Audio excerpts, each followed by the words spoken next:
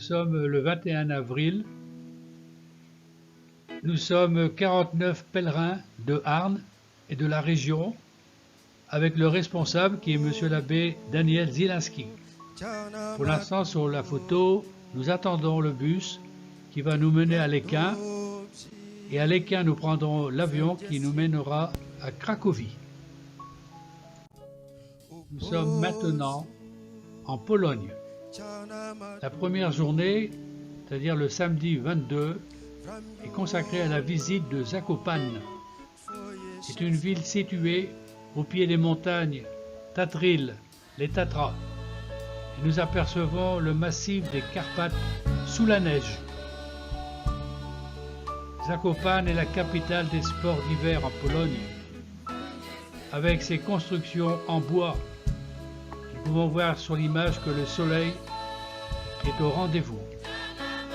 À Zakopane, nous découvrons qu'il y a beaucoup de forêts et les habitants utilisent le bois pour toutes les constructions des maisons, mais même aussi des chapelles. Ainsi, sur la photo, nous voyons la chapelle de Jaszkórowska. Et c'est là que nous allons célébrer notre première messe en Pologne. Voici l'intérieur de la chapelle de Jaszkórowska. Nous pouvons voir qu'il y a des enfants de chœur qui sont là, garçons et filles, qui servent à l'hôtel. Et j'étais heureux de pouvoir concélébrer avec l'abbé Daniel. Il m'a dit dès le début que c'était chacun son tour qui allait concélébrer puis dire un petit mot après l'évangile. Donc voici notre première messe dans cette chapelle, que je rappelle qui est tout en bois. Le lendemain, dimanche 23, nous allons ensemble à la découverte du sanctuaire de Notre-Dame de Fatima, à Krzertowki. Ce bâtiment, cette église a été construite en guise d'ex-voto après l'attentat du pape Jean-Paul II en 1981. Nous pouvons voir la présence de nombreux fidèles qui assistent avec beaucoup de ferveur à l'office.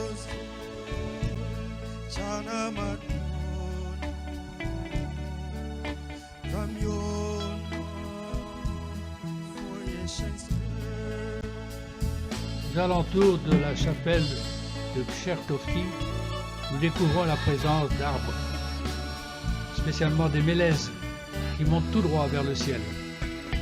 Nous admirons la beauté du paysage, cette nature qui nous émerveille. L'après-midi de ce dimanche 23, consacré plutôt à la détente. Nous avons l'occasion de descendre en radeau les gorges de la rivière Dunajec. Et nous passons juste à la frontière de la Biélorussie. Pendant la durée du trajet sur cette rivière, nous pensons beaucoup à Saint Jean-Paul II, dans ce paysage qui lui était si familier et qu'il connaissait bien. Puis, à la suite de cette descente de la rivière, nous avons eu l'occasion de parcourir le village en calèche.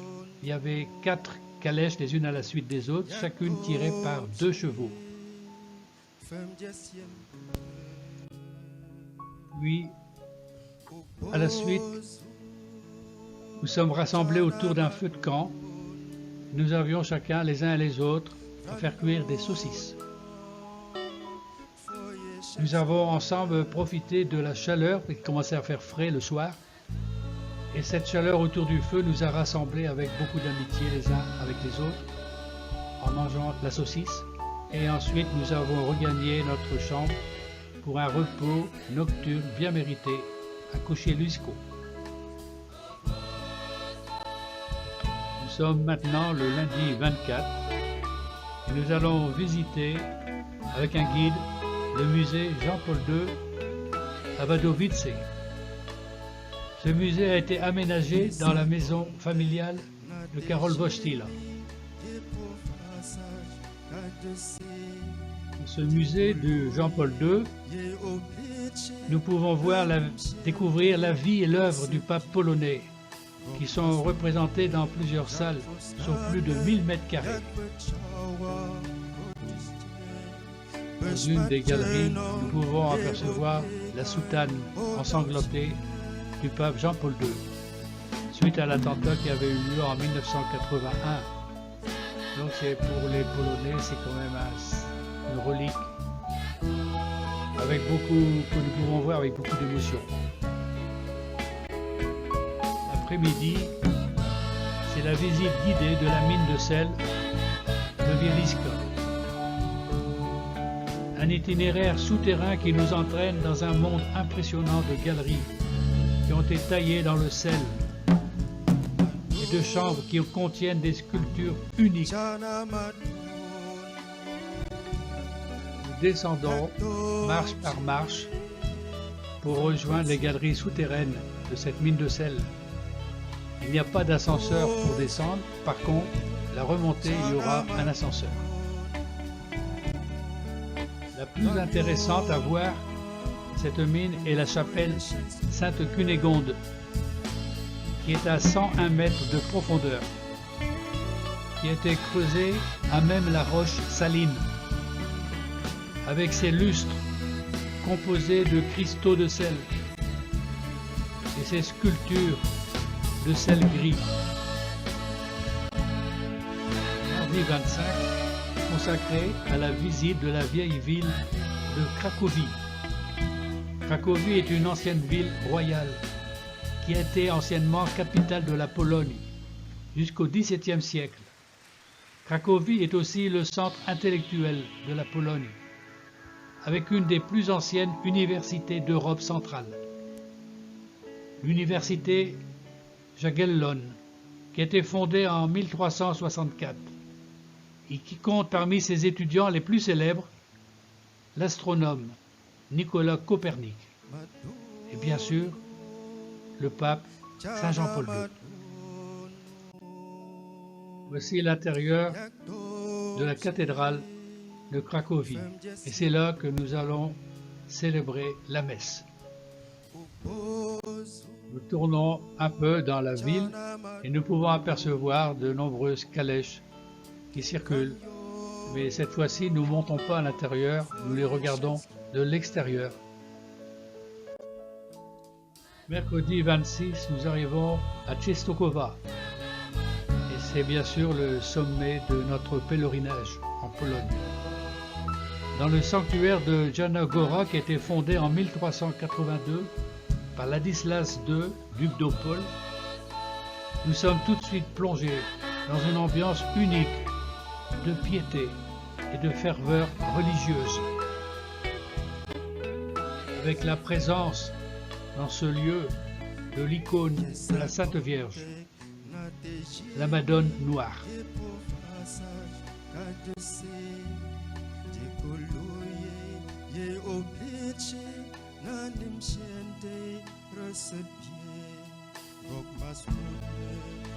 Jeudi 27, c'est la visite du sanctuaire de la miséricorde divine.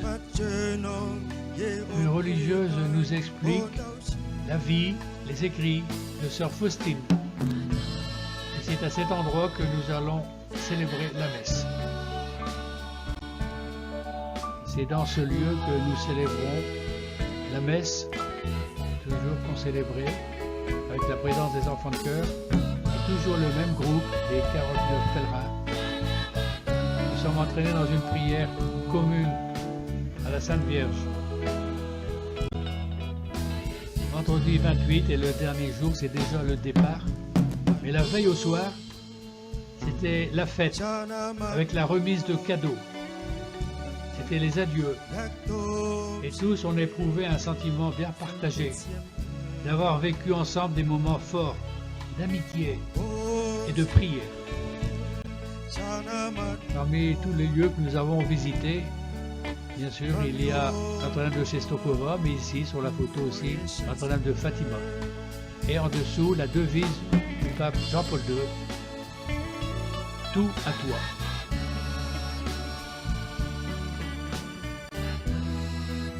À la fin de ce pèlerinage,